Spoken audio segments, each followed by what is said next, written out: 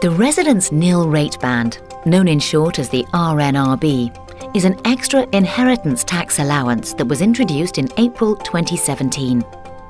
Although it appears quite a simple extension to the inheritance tax rules, there are actually some complicated parts to it, and it can be quite difficult to follow. It also presents a need for individuals and couples to closely review their long-term legacy plans. We will aim to unravel this for you in this video.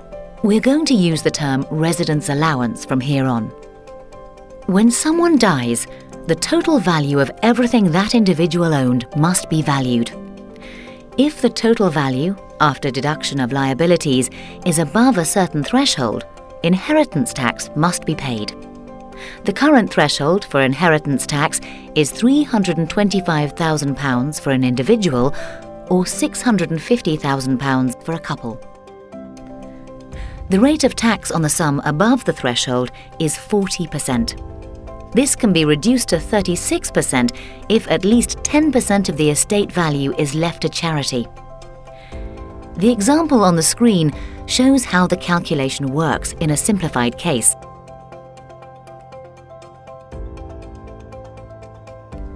However, today there is an extra allowance, the residence allowance, which is for people who own residential property.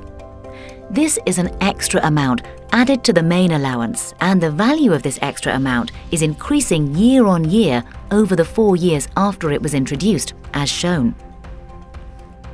In tax year 2020-2021, the allowance could be £325,000 of the basic allowance plus £175,000 of the additional allowance, making a total of £500,000 for each individual and £1 million for a couple. In its simplest form, this is a boost in the amount of the overall allowance for property owners that applies on death. Here's how this would affect the example we gave before if the residence allowance applied in full. However, things get complicated by a range of factors. The first is that to use the additional residence allowance, the person who died must have left their home or a share of it to their direct descendants. If you leave the home to anyone else, the extra allowance will not apply. For example, nephews, nieces, brothers and sisters do not qualify under this definition. Secondly, the property itself must be a residential property. It cannot be commercial nor a buy-to-let property investment that the individual never lived in. It could be a holiday or a second home, even possibly an overseas property, but only one property can be counted in the calculations.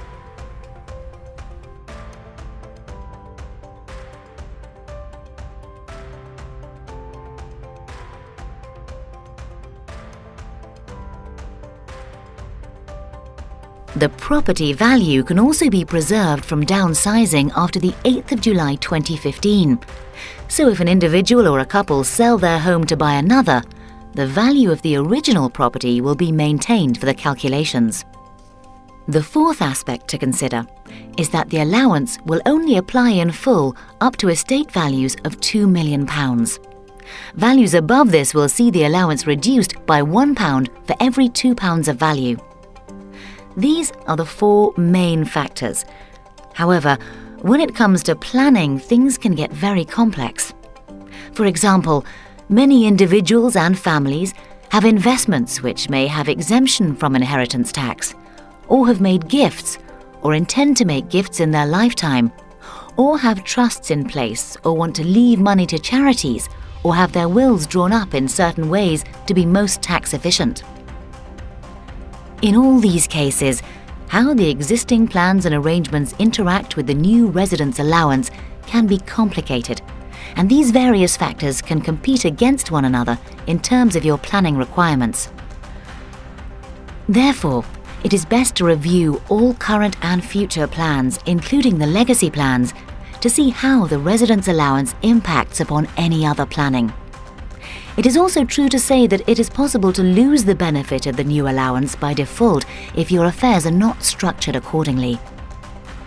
We are here to help you to ensure your finances are organized to make the most of this extra allowance.